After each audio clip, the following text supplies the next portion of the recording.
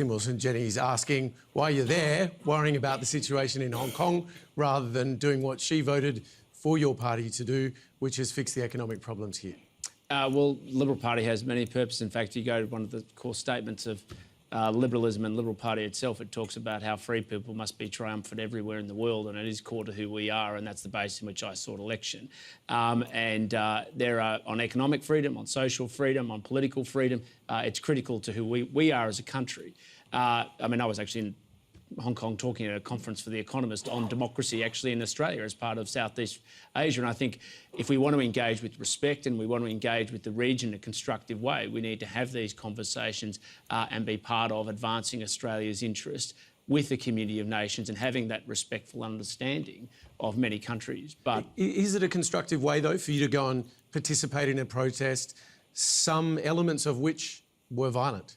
Well, I think every good cause will always attract bad people. That's the reality. And so but you're talking as a politician about doing something constructive in that broader conversation. Yes. I'm asking if that was the appropriate forum for you to do it. And I believe it was, because if you actually go back to what I said right at the start, one of the reasons why there has been an allowance for people to continue to protest in an authoritarian regime, it's because people know the world is watching. And one of the key points that I was trying to make was that people in Australia, and you can see it in the panel tonight, and the questions tonight, is that people are paying attention and people want to see and have a fondness for Hong Kong and for people's right to live their lives. How do you think Australia would react if a Chinese politician came here and started protesting, joining perhaps a climate strike? No, well, they'd be welcome to do so because we respect people's rights and freedoms. That's the nature of our country. And that's what it means to actually live out the values of a country.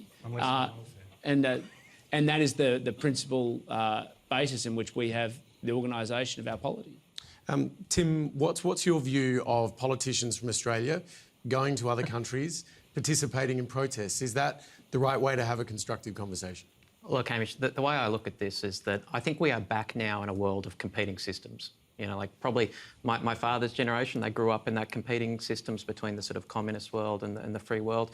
We're back now in a world of systems competition between, you know, the liberal democratic order, open economies, and this new model of technology-enabled autocracy or techno-authoritarianism.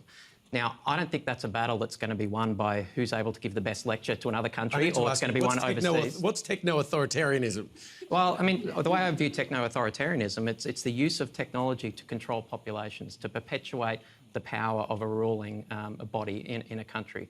And it's certainly something we're seeing in a range of countries around the world. So these are all the cameras on the streets of Hong Kong, capturing all the images, feeding it back possibly to... Well, it's data collection in a range of countries and the use of that data in a way to control society, to control people within a country. But the way that we'll win that competition of systems, and there are people that want to bring that system into the West, into countries like Australia, through populist campaigns, but the way that we will win that competition isn't overseas, it's in this country. We'll win it by living up to our democratic values, by championing our democratic institutions, by saying that it's wrong for the Australian Federal Police to raid journalists, by properly funding the ABC, by really making these investments in the things that protect and preserve our democracy. So I suppose what I'd say to Tim is the next time I want to see Tim fighting for those values in our country, as an example for the rest of the world.